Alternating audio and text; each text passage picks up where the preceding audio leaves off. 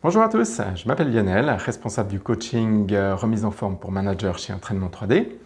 Et aujourd'hui, je continue ma série de vidéos sur la nutrition au travail. Je vais vous expliquer comment gérer la faim entre les repas pour ne pas prendre de poids.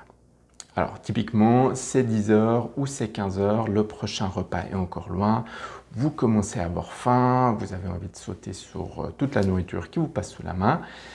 Comment gérer ce moment pour ne pas prendre de poids? Alors, vous avez trois solutions, deux qui sont très bonnes, une qui l'est un petit peu moins, mais qui reste valable.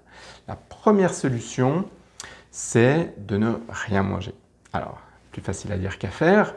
Ce que je sous-entends par là, c'est que vous allez boire un grand verre d'eau, vite, pour charger un petit peu votre estomac.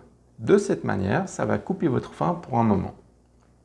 Une autre solution est de bouger. Donc vous pouvez par exemple vous lever de votre poste pour aller poser une question à un collègue ou pour partir en séance. De cette manière, vous allez bouger, vous allez oublier un petit peu votre faim pendant un moment. Et si vous n'êtes pas trop loin du prochain repas, c'est une bonne solution. Par contre, le risque est qu'une heure plus tard, vous ayez encore plus faim et que là, ce soit la catastrophe. La deuxième solution, qui est peut-être encore meilleure, c'est de manger quelque chose, mais quelque chose d'équilibré, qui n'a pas trop de calories. Vous pouvez par exemple prendre une barre de céréales sans chocolat, ou un fruit, un yaourt 0%, un aliment qui contient à peu près 100 calories, 110, pas plus.